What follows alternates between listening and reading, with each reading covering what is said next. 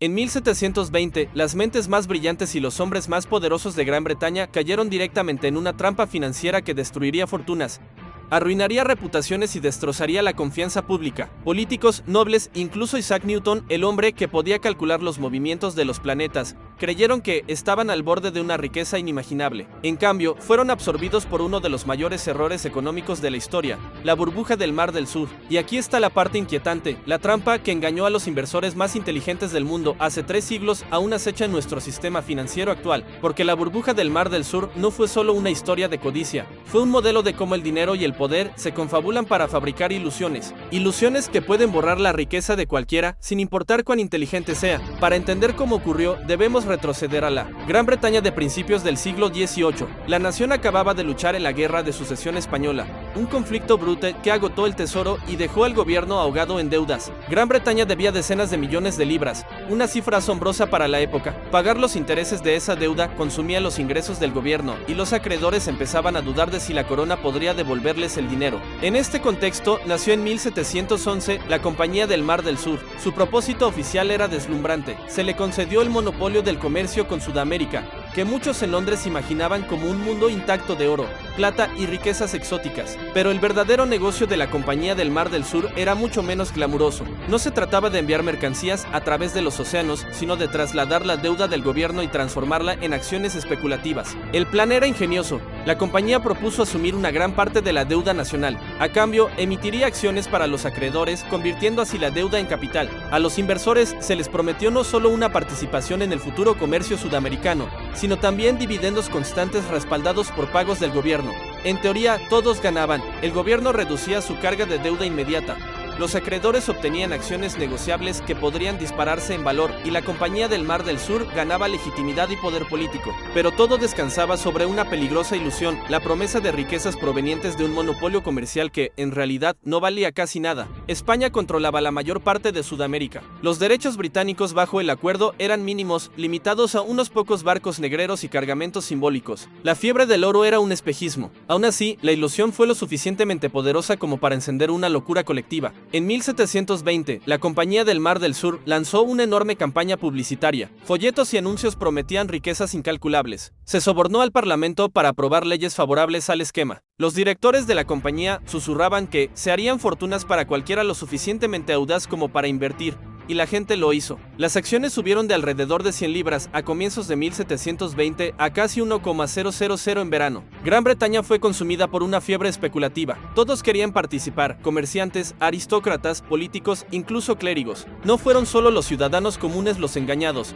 La élite del país invirtió con ambas manos. Entre ellos estaba Isaac Newton, el genio científico que había revolucionado las matemáticas y la física. Newton compró temprano, obtuvo ganancias y salió, pero a medida que la manía se intensificaba, incluso él fue atraído de nuevo, convencido de que se estaba perdiendo ganancias aún mayores. Cuando la burbuja finalmente estalló, Newton perdió el equivalente a millones de libras actuales. Más tarde confesó: puedo calcular los movimientos de los cuerpos celestes, pero no la locura de los hombres. Esa sola frase resume la esencia de cada burbuja en la historia económica. La inteligencia no es un escudo contra la ilusión colectiva cuando el dinero y el poder avivan el fuego. El mecanismo de la burbuja era simple: a medida que más inversores compraban, los precios subían. Los precios crecientes atraían a más inversores. El Parlamento, cuyos miembros habían sido sobornados con acciones y tratos internos, no hizo nada para cuestionar la locura, en cambio, la alentó. Incluso el propio rey Jorge I se convirtió en gobernador de la compañía, añadiendo el prestigio de la monarquía a la euforia. A mediados de 1720, la gente hipotecaba casas, vendía propiedades y se endeudaba para comprar acciones. Era el equivalente del siglo XVIII a una fiebre de criptomonedas o una burbuja bursátil moderna. Todos conocían a alguien que se había hecho rico de la noche a la mañana,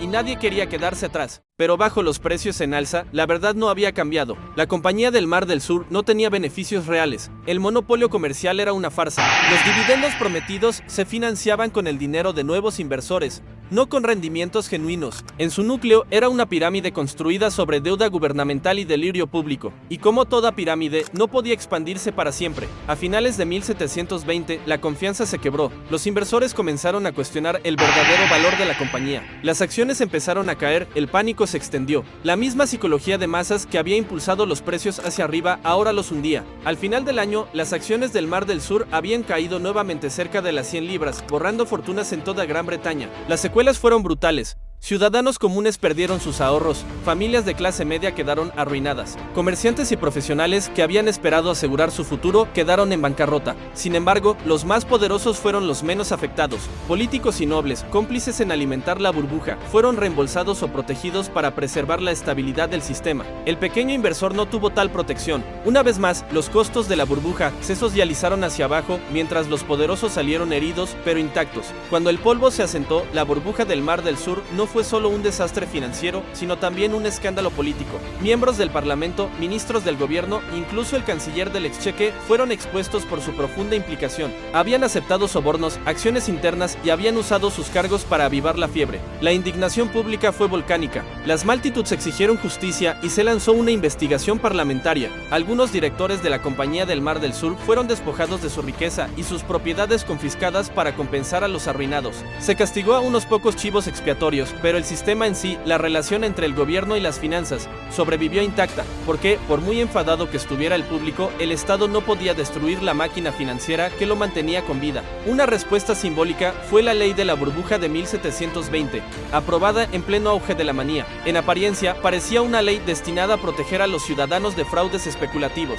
Prohibía la creación de compañías por acciones sin una carta real, supuestamente para detener el auge de negocios dudosos. Pero en realidad, la ley fue escrita a petición de la propia Compañía del Mar del Sur, que quería eliminar la competencia y preservar su monopolio sobre el dinero de los inversores. Era una ley que fingía proteger al público, pero en realidad servía a los arquitectos de la burbuja. Esa ironía dice todo lo que necesitas saber sobre cómo funciona la regulación financiera. Incluso en crisis, las leyes rara vez se escriben para ti, se redactan para preservar el sistema y a los jugadores con más poder. Las consecuencias de la burbuja del Mar del Sur se extendieron mucho más allá de las bancarrotas individuales. Marcó profundamente la psicología financiera de Gran Bretaña durante décadas. La confianza en las compañías por acciones colapsó, frenando la inversión y la innovación. El Banco de Inglaterra, que había sido rival de la Compañía del Mar del Sur, ganó silenciosamente más importancia como financista del Estado. Y quizás lo más revelador, la deuda nacional, el mismo problema que la Compañía del Mar del Sur había prometido resolver, permaneció. La burbuja no la eliminó, solo transfirió el dolor a quienes menos podían soportarlo. Ahora bien, surge la pregunta incómoda: ¿por qué sigue importando esto hoy? Porque la burbuja del Mar del Sur no fue un accidente aislado, fue un modelo. Si observas la burbuja de las .com de finales de los años 90, las similitudes son evidentes. Empresas con poco más que un sitio web y una promesa eran valoradas en miles de millones. Los inversores, incluidos los fondos más sofisticados, invirtieron masivamente. La narrativa era irresistible: un nuevo mundo, una nueva economía, comercio sin límites. Y luego, como en 1720, la realidad alcanzó a la ilusión. La burbuja estalló, las fortunas se esfumaron. Los jugadores de élite fueron rescatados o sobrevivieron con bolsillos profundos. Los inversores comunes sufrieron el golpe. O toma la burbuja inmobiliaria de 2008. Los valores respaldados por hipotecas se vendían como inversiones seguras, casi sin riesgo, igual que las acciones del Mar del Sur se vendían como seguras bajo la autoridad real. Las agencias de calificación, como el Parlamento de 1720, bendijeron el fraude con legitimidad oficial. Cuando todo colapsó, millones perdieron hogares y empleos. Y, una vez más, los bancos en el centro fueron rescatados por la acción del gobierno. El patrón se repitió, una manía especulativa construida sobre ilusiones. Las élites protegidas, la gente común arruinada. Y luego está la manía más reciente, algunas criptomonedas y acciones meme, promesas de riquezas inimaginables, nueva tecnología, una revolución en el dinero mismo. Los primeros inversores presumen de fortunas. Los precios se disparan no por fundamentos, sino porque más compradores se suman. Influencers y celebridades reemplazan los folletos de 1720, promocionando monedas y acciones que pocos entienden realmente. Y una vez más, cuando la fiebre se rompe, la mayoría pierde, mientras los iniciados se retiran a tiempo. El ciclo se ha repetido durante siglos, solo cambian los disfraces. La burbuja del Mar del Sur nos enseña algo que la mayoría de los inversores todavía se niega a creer: la inteligencia no es protección. La caída de Isaac Newton es la advertencia definitiva. Si la mente más brillante de su época pudo ser destruida por la psicología colectiva, ¿qué esperanza tiene el inversor promedio si cree en la euforia? La verdadera lección no es confiar en los expertos o en los reguladores para protegerte, sino entender la estructura del juego, porque las burbujas no son accidentes de codicia, son diseñadas por quienes tienen dinero y poder, y siempre terminan con la misma transferencia: la riqueza fluye hacia arriba, las pérdidas hacia abajo. Entonces, ¿qué debemos aprender hoy? Primero, que la educación financiera no es opcional. Si no entiendes cómo se forman las burbujas, quedarás atrapado en una. Segundo, que las promesas de riqueza fácil, ya sea en el siglo XVIII o en el XXI, casi siempre son ilusiones diseñadas para atraerte como la siguiente capa de la pirámide. Y tercero, que la verdadera riqueza no se construye sobre el bombo, sino sobre el entendimiento del valor, evitando trampas y negándote a creer que esta vez será diferente. Porque la historia demuestra que nunca lo es. La historia no se repite, pero rima. Y la rima de la burbuja del Mar del Sur resuena cada vez que una nueva manía sacude al mundo. Si los inversores más inteligentes de 1720 pudieron ser engañados, tú también puedes serlo. A menos que aprendas la lección, el escepticismo es tu único escudo y el conocimiento tu única protección. Si esto te dio una nueva perspectiva, suscríbete. La historia tiene las respuestas. Te mostraré dónde buscarlas.